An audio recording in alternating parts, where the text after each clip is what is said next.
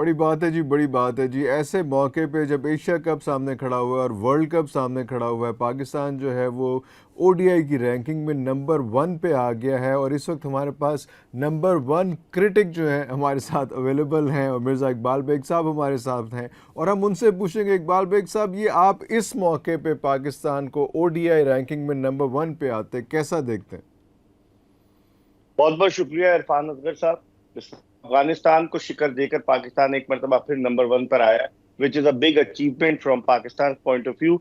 अब चूंकि दो मेगा इवेंट्स इरफान साहब सामने आ रहे हैं, जिनमें एशिया कप और उसके फौरन बाद वर्ल्ड कप है, तो ये मरहला इस मौके पर खिलाड़ियों के हौसले बड़े बुलंद होंगे कि नंबर 1 टीम है पाकिस्तान की, और मुखालिफ टीमें भी जब उनके खिलाफ मैच में हिस्सा लेंगी तो उन पर भी प्रेशर होगा कि ये बड़ी अच्छी टीम है। तो मैं समझता हूँ कि सही वक्त पर पाकिस्तान ने पीक लिया है। हालांकि अफगानिस्तान को पाकिस्तान ने हराया तो है 3-0, लेकिन दूसरा वनडे आपको याद होगा कि 300 रन अफगानिस्तान ने कर दिए, तीसरे वनडे में 209 रन कर दिए।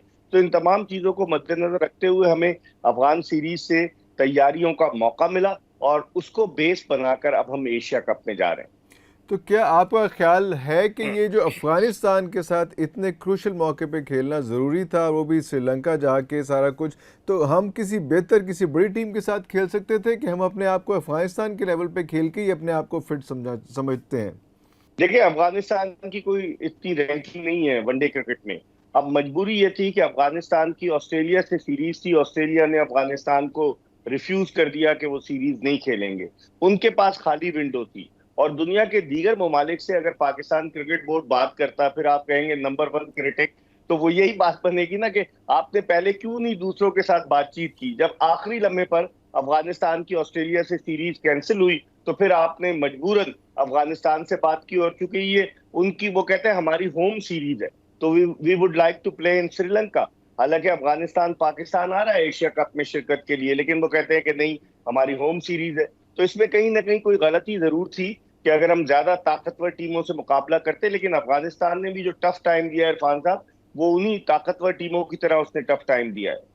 मेरा मकसद कहने का यही था कि हम नंबर 1 तो आ गए, लेकिन अफ़गानिस्तान को हरा के हमने ऑस्ट्रेलिया को जो है नंबर 2 पे किया और इस तरह से इंडिया जो है वो नंबर 3 पोजीशन, जो पहले नंबर 2 पे था, नंबर 3 पोजीशन पे आ गया। अब अफ़गानिस्तान को जीत के हमारे कितने हौसले बुलंद होंगे, क्योंकि हमने अपनी बेंच स्ट्रेंथ भी चेक कर ली हुई है। और अगर आप देखें ये तीनों मैचेस, जैसे आपने जिक्र किया, कोई बहुत बड़ी कोई शहाना कामयाबी नहीं थी, बल्कि एक मैच में तो हम बाल बाल बचे, जो नसीम शाह ने जो दोबारा बचा लिया एक दफ़ा। तो मतलब हम अपने तैयारी, हम, आपको लग रहा है कि हमारी तैयारी पूरी है? उसके बाद मैं डायसेक्शन पे भी आऊँगा कि कौन कौन से प्लेयर कैसे कैसे परफॉर्म कर रहे हैं, लेकिन पहले आप ये एक समराइज़ कर दें कि यार वो तो मैच एक हम हार चुके हुए थे इन 3 में से भी। बिल्कुल। अफगानिस्तान के खिलाफ इरफान साहब, जब भी पाकिस्तान के मुकाबले हुए हैं, आप देखें 2019 का वर्ल्ड कप, उसमें पाकिस्तान बड़ी मुश्किल से आखिरी ओवर में जीता। हेडिंगले लीड्स में मैं खुद वहां मौजूद था, इमाद वसीम ने फतह दिलवाई। उससे पहले 2018 में बड़ी मुश्किल से पाकिस्तान जीता अफगानिस्तान के खिलाफ, जहां शुएब मलिक ने अबू धाबी में पाकिस्तान को कामयाबी दिलवाई। तो उस लिहाज से देखा जाए तो अफगानी टीम हमेशा पाकिस्तान के लिए एक टफ अपोनेंट साबित होती है, लेकिन अब इनके पास कोई ऑप्शन था नहीं। मैंने अपने पहले भी एक किसी प्रोग्राम में कहा था कि हमें बजाय इसके कि हम खुशी के शादियाने बजाय कि अफगानिस्तान को हमने 3-0 हरा दिया है, अब तो हम एशिया कप जीत जाएंगे, ऐसा बिल्कुल नहीं है। पाकिस्तान को अभी जब आप बेंच स्ट्रेंथ पर आएंगे तो मैं आपको बताऊंगा कि पाकिस्तान में क्या खिलाड़ियों के इंतखाब में इंसाफ का रवैया रखा जाता है या नहीं रखा जाता, ये भी एक मिलियन डॉलर क्वेश्चन है। लेकिन बहरहाल, जीत जीत होती है। आपको पता है कि जीत के बहुत सारे बाप होते हैं, और जब शिकस्त हो जाए तो वो यतीम होती है। तो अभी तो हम जीत पर जो है खुशी मना रहे हैं, लेकिन डेफिनेटली अब हमारा टफ टाइम शुरू होगा। 30 को तो हमारा नेपाल से मैच है, वो तो बड़ा आसान है, लेकिन टफ टाइम शुरू होगा 2 सितंबर से, जहां हम कैंडी में रिवायती हरीफ भारत के मध्य मुकाबले होंगे। सर, इम्पॉर्टेंट फीचर मेरे लिए ये है कि इस एक अजीब सी एक बिला वजह की सीरीज़ पे हमने अपना डेंजर मैन जो है फ़खर जमान, उसको दुनिया के आगे एक्सपोज कर दिया है कि भाई वो फिट नहीं है। राइट और रॉन्ग सर? बिल्कुल आप सही कह रहे हैं, लेकिन जो मेरी बात हुई जराये से टीम के और फखर जमान के करीबी दोस्तों से, वो कहते हैं कि वो तो फिट है, लेकिन वो खुद गलतियां भी करके आउट हो रहा है। आप देखें कि किस तरीके से पहले वनडे में आउटसाइड ऑफ स्टंप बहुत वे वाइड गेंद थी और उसको खेलने चला गया। जिस तरीके से वो बकिया 2 वनडेज में आउट हुआ, इन्होंने उसको चांस पूरा दिया। तो मैं समझता हूँ कि अभी भी मौका है, शायद ये उस कहावत पर कार फरमा है कि बड़ा प्लेयर जो है बड़े मैच का प्लेयर होता है। तो अब देखते हैं भारत के खिलाफ जो 2 सितंबर को मैच है उसमें फखर जमान क्या करते हैं। तो ये जो कॉम्बिनेशन है दो लेफ्टीज का, इमामुल हक का और फ़खर जमान का, आपका ख्याल है कि ये इसी तरह से ठीक रहेगा? क्योंकि इमाम ने तो अच्छा परफॉर्म किया, मैन ऑफ द सीरीज भी हो गया। बिल्कुल, क्योंकि देखें दोनों के स्टाइल ऑफ प्ले में फर्क है।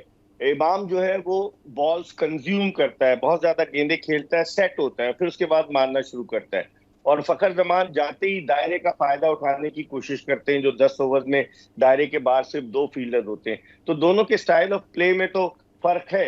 आप क्योंकि आपके पास फखर जमान, चूंकि आपके बड़े रन स्कोर कर चुका है, पाकिस्तान का वाहिद बैट्समैन है जिसने वनडे इंटरनेशनल मैचों में डबल सेंचुरी बनाई है, तो उस लिहाज से फखर जमान के तजुर्बे को मद्देनजर रखते हुए और इमामुल हक की करंट फॉर्म को मद्देनजर रखते हुए मैं समझता हूं कि ये दोनों ही इस वक्त आइडियल हैं। इसके अलावा इन्होंने अब्दुल्ला शफीक को भी लिया हुआ था, लेकिन लगता ये है कि उसे श्रीलंका के साहिलों की सैर कराकर वापस ले आए। अब पता नहीं वो खेलता है या नहीं खेलता, लेकिन मेरी अपनी ओपिनियन, जाती राय यही है इरफान साहब, कि ये दोनों ओपनिंग पेयर जो है ये बेहतर है पाकिस्तान के लिए। अच्छा, एक वैसे जनरल बात अगर मैं आपसे पूछूं, व्यूअर्स के लिए बड़ा इंपॉर्टेंट फीचर है कि ओपनर्स जो होते हैं, कोशिश की जाती है कि उसमें कम से कम एक लेफ्ट हैंडर या दोनों लेफ्ट हैंडर ज़रूर हों। इसकी वजह क्या होती है? ये बॉलर की पेस को ख़राब करते हैं, बॉलर की के उसको स्ट्राइक रेट को ख़राब करते हैं, क्या करते हैं?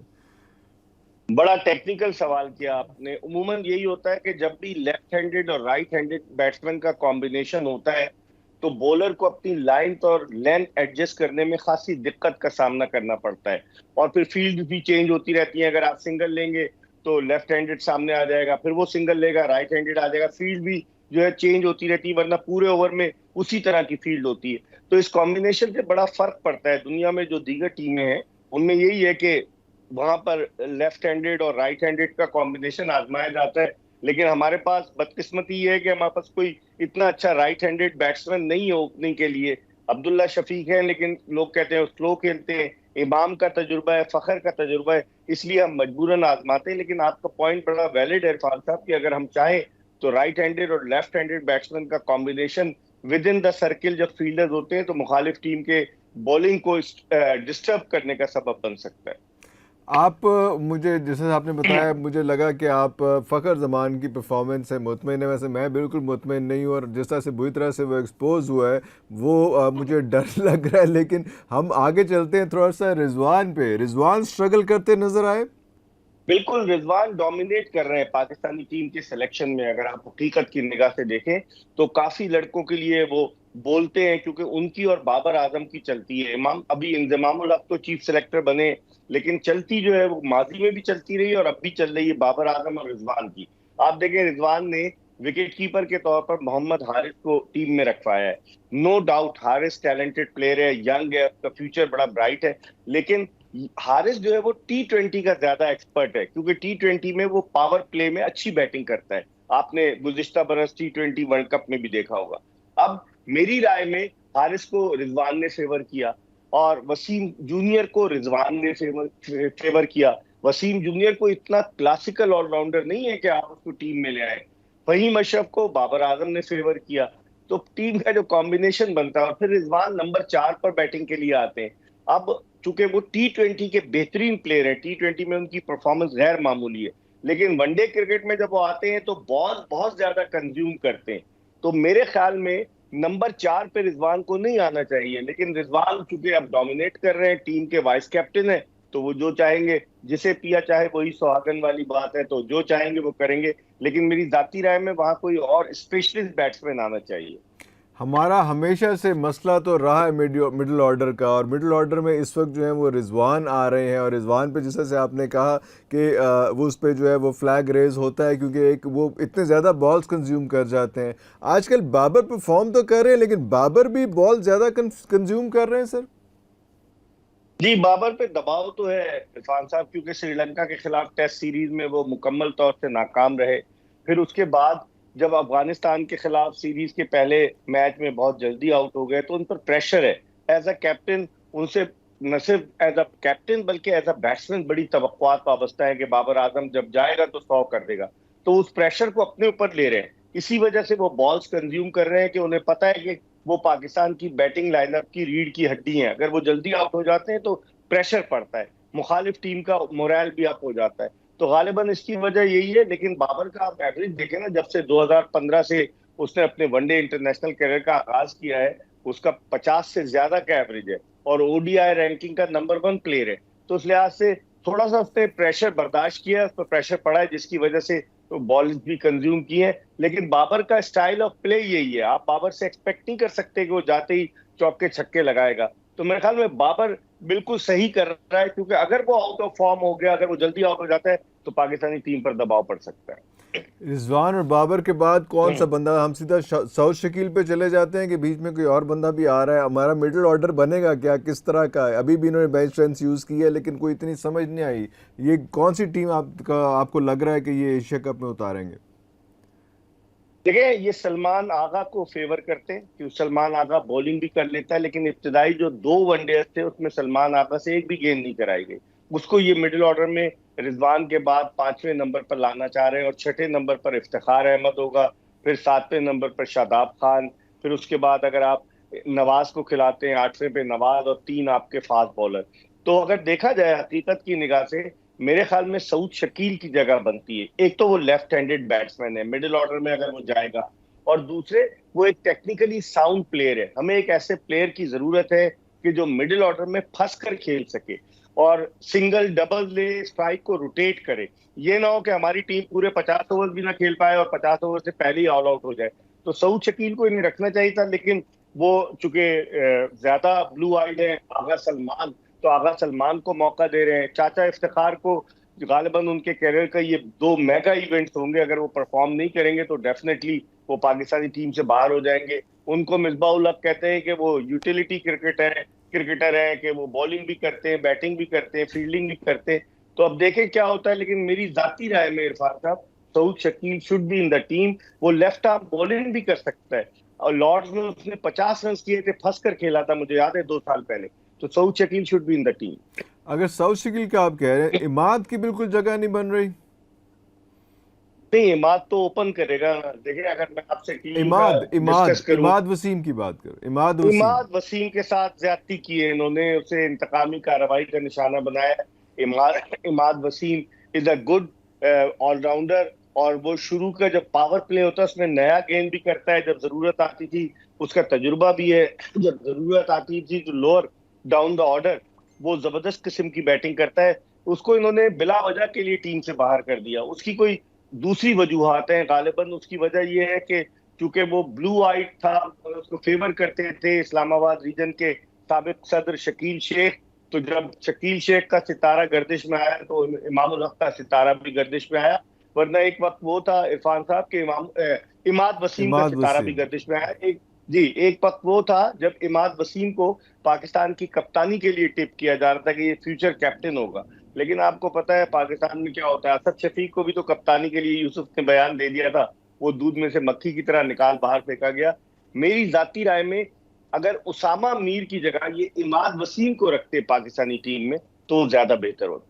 और उसामा की आपने बात की, उसको भी साइड पे कर दिए। अब समझ नहीं आ रही कि ये कॉम्बिनेशन कौन सा हम लेके चलेंगे। हमने इमाद की बात की, इस तरह से शान मसूद जो है वो भी काफ़ी उनको चांसेस मिले, उनके बारे में भी कहा जा रहा था कि ही can B A future captain और व्हाटएवर। तो वो भी शान मसूद भी मेरा ख्याल है बिल्कुल ही फारिग हो गए, वो भी मक्खी की तरह ही साइड पे हो गए, क्योंकि पहले बहुत चांसेस मिले उन्हें पिछले दिनों। उनको चांसेस तो मिले, उन्होंने अवेल नहीं किया। काउंटी क्रिकेट में या हंड्रेड्स में वो रन कर रहे थे, लेकिन यहाँ आकर वो नाकाम हो गए।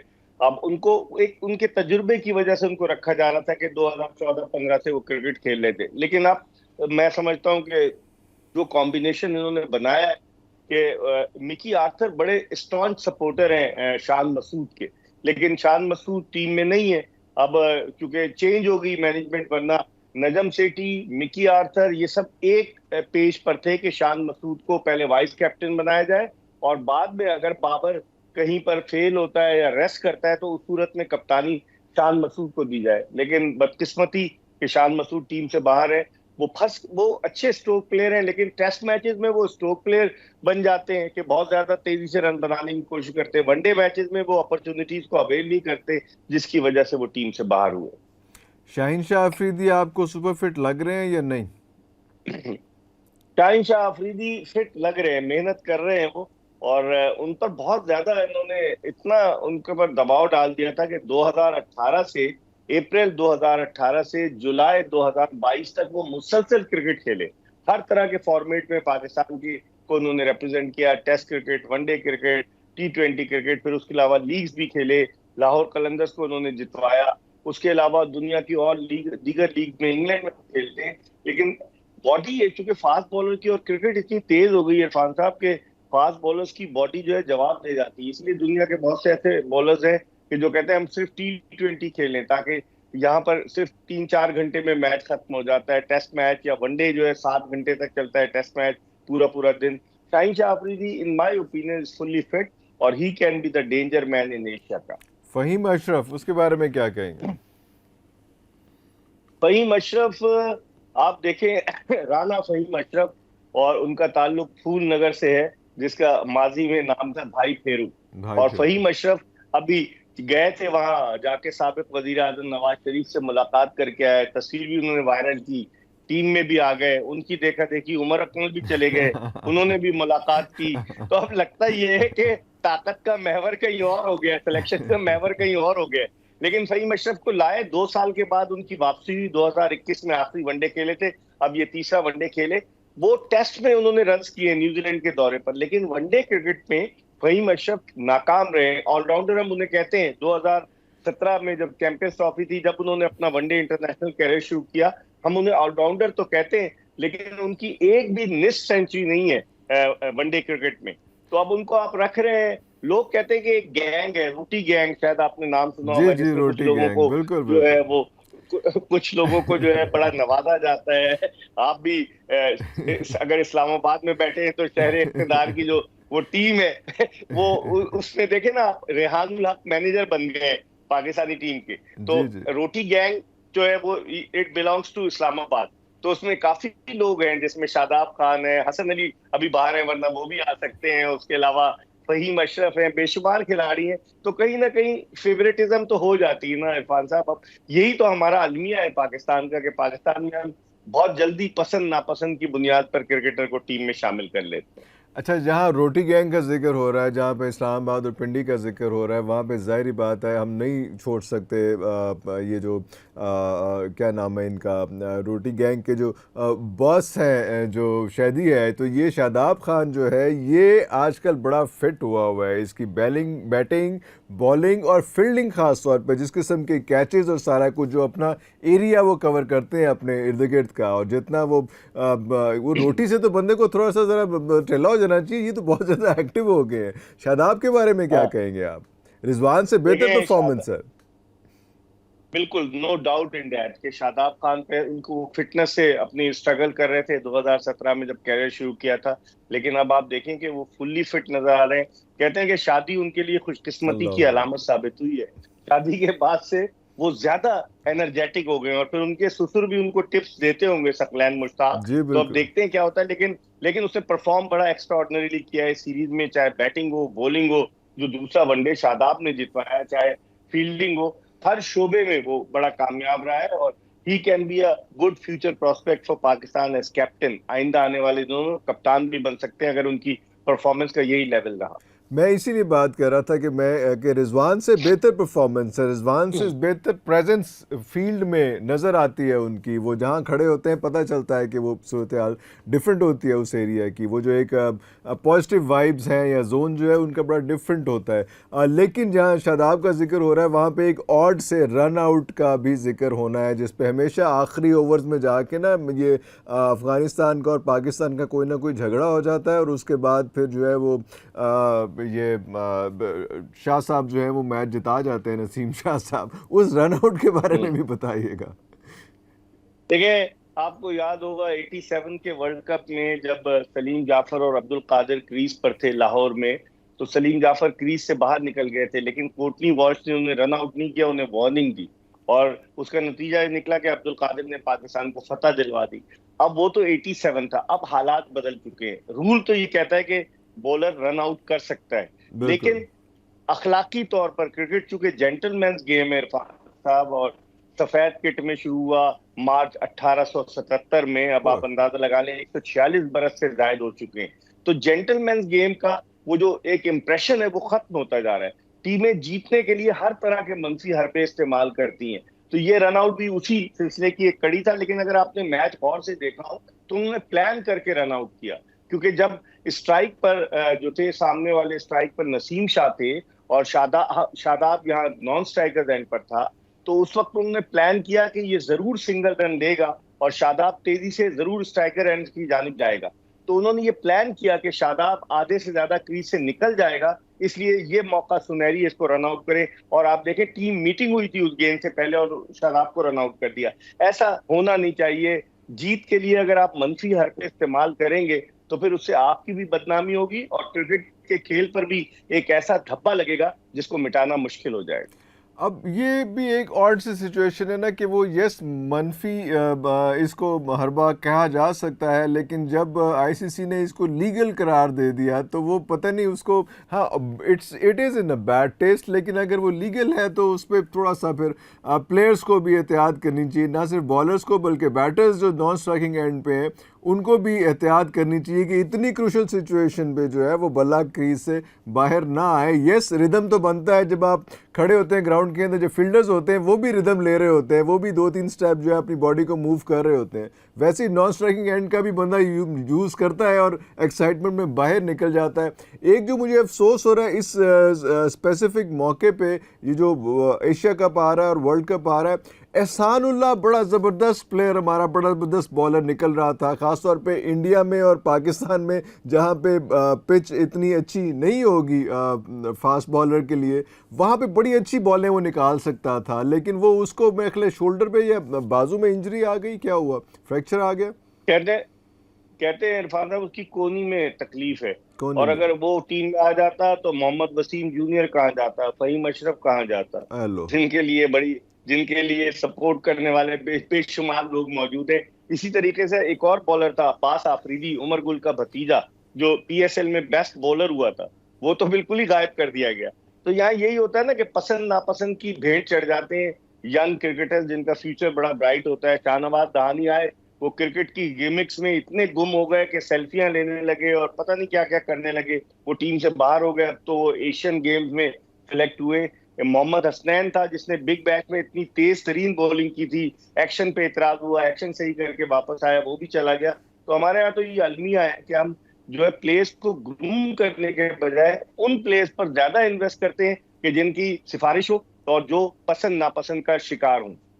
बिल्कुल, ये जैसे आपने ऐवानों की हलचल की बात की कि कोई किसी जगह पे जाता है और वो आंख का तारा बन जाता है, एक रोलर कोस्टर जो है इस वक्त वहाँ पे भी चल रहा है, ये पीसीबी के अंदर भी उसके बारे में भी जिक्र करेंगे। लेकिन अभी हम छोटी सी एक ब्रेक लेते हैं और ब्रेक से वापस आएंगे तो पहले एशिया कप का क्या सूरत हाल बन रही है, क्योंकि बिल्कुल सर पे है, और उसके बाद वर्ल्ड कप की बात करेंगे और तीसरे चैप्टर में हम बात करेंगे कि पीसीबी में अपना जो रोलर कोस्टर दोबारा चलना शुरू हो गया है उसकी क्या सूरत हाल है। एक छोटा सा ब्रेक, उसके बाद वापस आते हैं।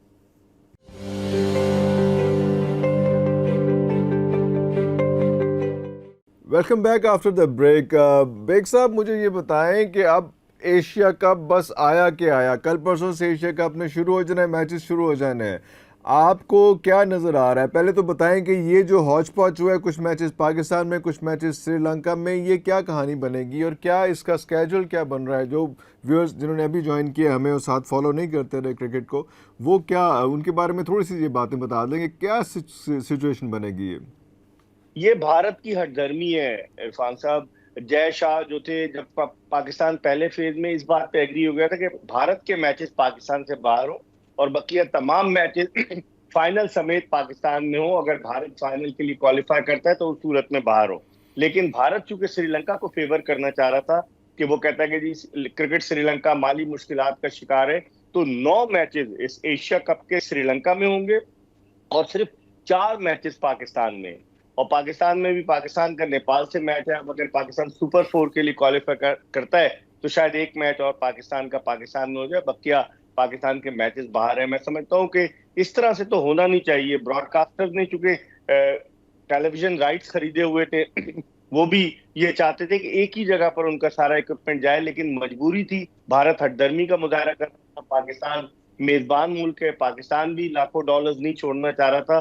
तो कुछ लो और कुछ दो की पॉलिसी पर अमल दरामद करते हुए इन्होंने फैसला किया है। वरना अगर देखा जाए तो एशिया कप आखिरी मर्तबा जब 2008 में पाकिस्तान में हुआ था, बखूबी अपने इख्तिताम को पहुंचा था। और अब तक तो तमाम टीमें, चाहे वो इंग्लैंड हो, ऑस्ट्रेलिया, न्यूजीलैंड, साउथ अफ्रीका, वो सब की सब जो है पाकिस्तान आ रही हैं। उस पे भारत को इतराज क्या होना चाहिए था? अब समझ में नहीं आता, पाकिस्तान तो वर्ल्ड कप खेलने भारत जा रहा है, लेकिन भारत एशिया कप खेलने नहीं आया।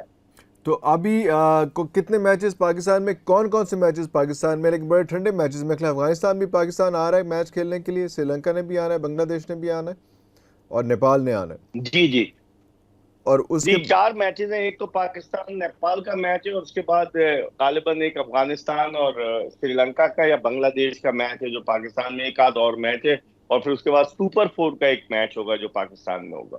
पाकिस्तान और इंडिया का मैच कब? पाकिस्तान और भारत का मैच है 2 सितंबर को, हफ्ते के दिन, कैंडी में। और कैंडी जो है वो पाकिस्तान के तो बड़े लोग जा रहे हैं देखने, क्योंकि भारत में तो मसला होता है वीजे का, लेकिन श्रीलंका का वीजा मिल जाएगा। लेकिन ये बड़ी ऑथेंटिक खबर है कि पाकिस्तान क्रिकेट बोर्ड के जो मैनेजमेंट कमेटी के चेयरमैन जका अशरफ, उनके साहबजादे चौधरी खान मोहम्मद अशरफ, जो हाल ही में एचएसएन कॉलेज के बोर्ड ऑफ गवर्नर्स में भी आए हैं, हालांकि जब उनके मामू शफकत महमूद वजीर तालीम थे तो वो उनको लेकर नहीं आए थे, लेकिन अब सुना है कि अपने दोस्तों से पासपोर्ट जमा कर रहे हैं। और फिर साथ ही साथ एक चार्टर्ड तैयारा भी कराने का पीसीबी जो है प्लान कर रहा है कि चार्टर्ड तैयारे में लोगों को लेकर जाया जाए, टीमों को अलग ले जाए, लोगों को भी ले जाया जाए। तो यही तो वजह है पाकिस्तान का, जो आप कह रहे हैं ना कि रोलर कोस्टर बना हुआ है पाकिस्तान क्रिकेट बोर्ड, यही वजह है कि Pakistan cricket board roller coaster बना हुआ है। ये ज़का अशरफ साहब के वही साहबजादे हैं जो अक्सर बोर्ड मीटिंग्स में भी इर्द गिर्द घूम रहे होते हैं।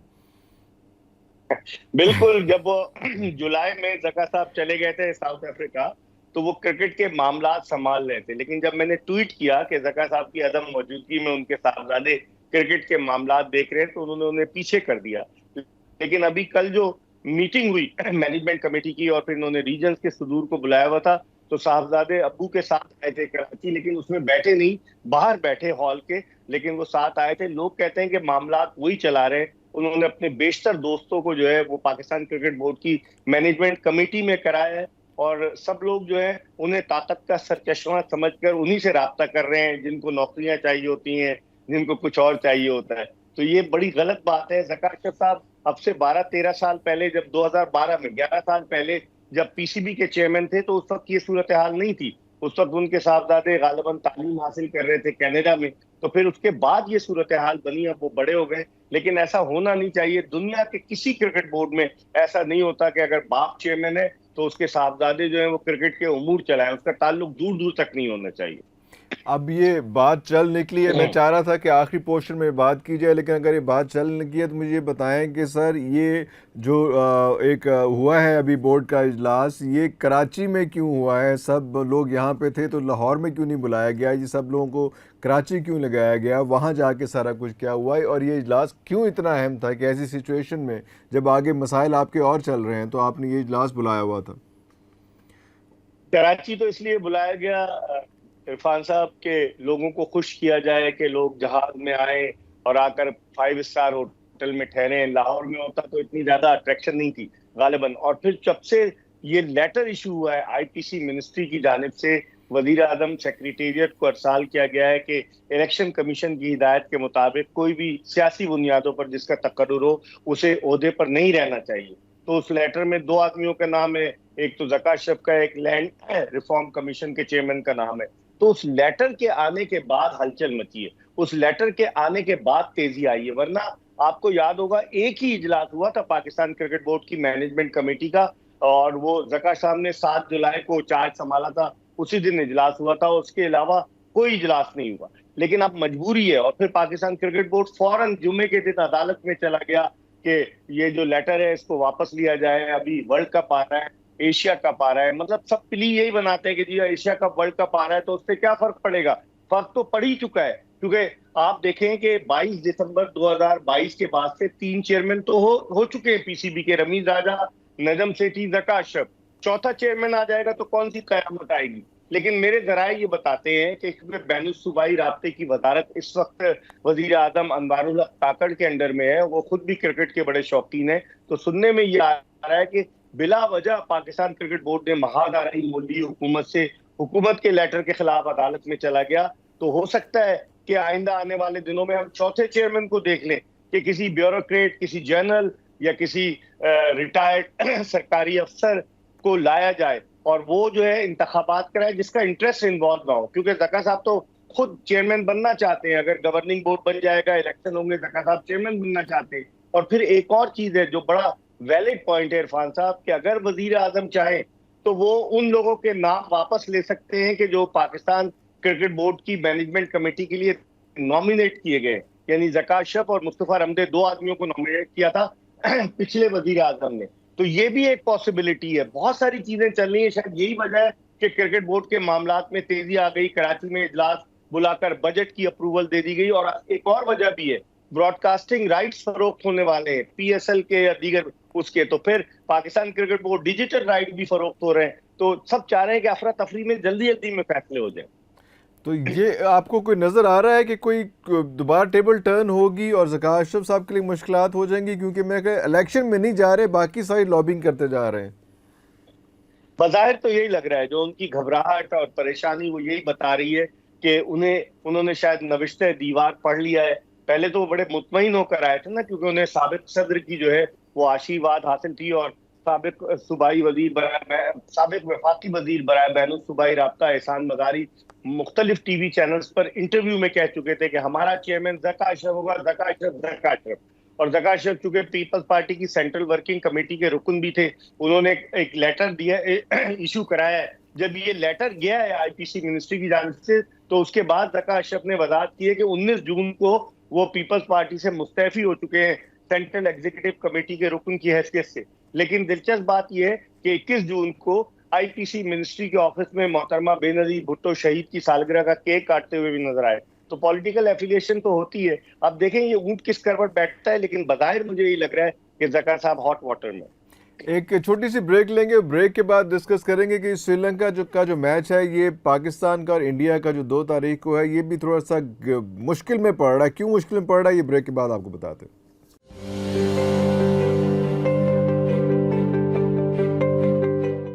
जी बेग साहब, बहुत शुक्रिया आपके टाइम का। बस थोड़ा सा टाइम आपको और लेंगे। मुझे जो इन्फॉर्मेशन आ रही है वो ये आ रही है कि पाकिस्तान और इंडिया का जो मैच है 2 तारीख को, क्योंकि मॉनसून चल रहा है तो वहाँ पे बड़ी हैवी रेन एक्सपेक्टेड है उस दिन। श्रीलंका में रख तो लिया है, लेकिन श्रीलंका तो बारिशों से घिरा रहता है। वो तो आम हालात में बारिश हो रही है, तो मॉनसून तो बहुत ही ज़्यादा हाई रेनी सीज़न है उनका। तो आपका क्या ख्याल है कि वो इफेक्ट होगा? आपके पास क्या इन्फॉर्मेशन है? देखिए, उस पर डाउट्स तो हैं कि पाकिस्तान का मैच होगा या नहीं होगा। फिर लोग उन्हीं को कोसते हैं कि जिन्होंने श्रीलंका में 9 मैचेस कराए, क्योंकि श्रीलंका में आपने बिल्कुल सही कहा कि बारिशों का सीजन है। अगस्त फिर सितंबर शुरू हो जाएगा, तो बारिशों का सीजन है। लेकिन उन लोगों के दिमाग कहाँ थे कि जिन्होंने जब इसका स्केड्यूल बनाया तो उस वक्त नहीं सोचा था कि क्या होगा। और आप देखेंगे पाकिस्तान और भारत के मैच का मैक्सिमम टिकट जो है $500 का है। अगर आप उसको पाकिस्तानी करेंसी में $300 से भी मल्टीप्लाई करें तो कितने पैसे बन जाते हैं। तो बज़ाहिर यही लग रहा है कि ये मैच बारिश की नजर हो सकता है, लेकिन कुछ पता नहीं। जो प्रिडिक्शन है मौसम की वो तो यही है कि 2 सितंबर को कैंडी में हैवी बारिश है। और आपकी इंफॉर्मेशन में इजाफा करता चलूं कि कैंडी में मुरलीधरन के जो फैमिली है उसकी एक फैक्ट्री भी है टॉफियों की, और चॉकलेट बनाते हैं वो जिसे कहते हैं। और वो वहाँ मुरलीधरन का ससुराल जो है वो मद्रास में, चेन्नई नजदीक है। चेन्नई में उन्होंने शादी की, तो वहाँ उनकी फैक्ट्री भी है कैंडी में। तो आप देखते हैं कन्फेक्शनरी की फैक्ट्री है उनकी। लेकिन फैक्ट्री को छोड़े, हम तो ये देखेंगे कि पाकिस्तान और भारत का मैच हो जाए, किसी तरह से हो जाए। क्योंकि मुझे जो पता चला था कि 80% ऑफ रेन वाज एक्सपेक्टेड, और वो शायद ये हो जाए कि किसी वक्त हम जो है 10 ओवर का या 15 ओवर का मैच बाकी रह जाएगा। लेकिन ये इसका पूरे के पूरे टूर्नामेंट पे इफेक्ट करेगा, क्योंकि ये सब ब्रॉडकास्टिंग राइट्स हो या वैसे पाकिस्तान और इंडिया का एक आपस की टसल हो, व्यूअरशिप का मसला हो, या वैसे ही आपने अपने हॉर्न्स लॉक करने, अपने मसल्स चेक करने, वर्ल्ड कप के लिए भी, वर्ल्ड कप जाके खेलना है, तो ये बहुत से एस्पेक्ट्स के लिए को मिला के भी जो है ये बड़ा इंपॉर्टेंट मैच था कि ये मैच होना ही चाहिए, क्योंकि बाकी इतनी बड़ी टीमें नहीं हैं, शायद T20 के लिए हों, लेकिन ODI के लिए जो सबसे बड़ी टीमें एशिया कप की हैं वो, अगर if I am not wrong, please correct me if I am wrong, कि ये दो बड़ी टीमें हैं। ये मैच बहुत पूरी जान था एशिया कप का, और वही इस वक्त जो है टाइम में पड़ रहा है। ऐसा ही है सर? बिल्कुल आपने सही कहा ना, जिस तरह पाकिस्तान नंबर 1 रैंक टीम है ODI में और भारत नंबर 3 टीम है, तो इस मैच पर सबकी नजरें थी। बाकी टीमें तो हैं, लेकिन उन टीमों में एक मैं समझता हूं कि श्रीलंका भी जो है फेवरेट हो सकती है बाद में, अपने होम कंडीशन, होम ग्राउंड की वजह से। लेकिन पाकिस्तान और भारत का अगर मैच नहीं होगा तो इससे बड़ा दोनों टीमों को भी धचका लगेगा, प्रैक्टिस को भी धचका लगेगा कि एक दूसरे के खिलाफ मैच खेलते, ब्रॉडकास्टर्स को भी धचका लगेगा, उसके अलावा गेट मनी को भी, क्योंकि get money Pakistan cricket board को दी जाएगी क्योंकि वो होस्ट नेशन है।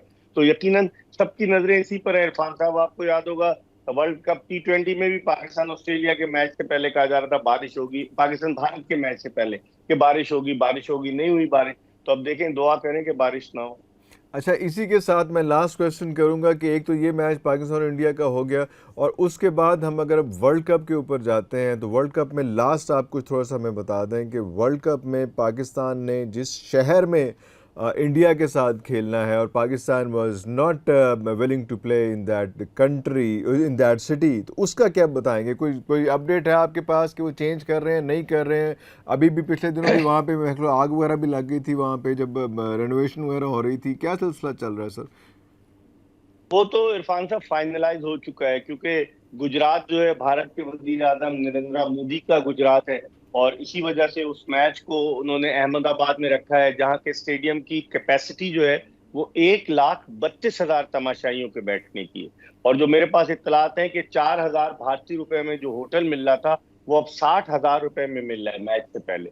और मैच पहले 15 अक्टूबर का था, नवरात्रि त्योहार की वजह से अब उसे 14 अक्टूबर को किया गया है। बड़ी हाइप क्रिएट हो चुकी है उस मैच के हवाले से। और पाकिस्तान के जो मैचेस रखे गए हैं, 2 मैचेस पाकिस्तान के चेन्नई में है, 2 हैदराबाद दक्कन में है, 2 बेंगलोर में है, एक आध मैच कैलकाटा में है। तो उस लिहाज से, लेकिन ये मैच ऑफ द टूर्नामेंट होगा पाकिस्तान और भारत का। और इससे पहले पाकिस्तान जो है 6 अक्टूबर को नीदरलैंड के खिलाफ खेलेगा हैदराबाद दक्कन में, और फिर उसके बाद 10 अक्टूबर को श्रीलंका के खिलाफ हैदराबाद दक्कन में खेलेगा, और 3 दिन का गैप होगा।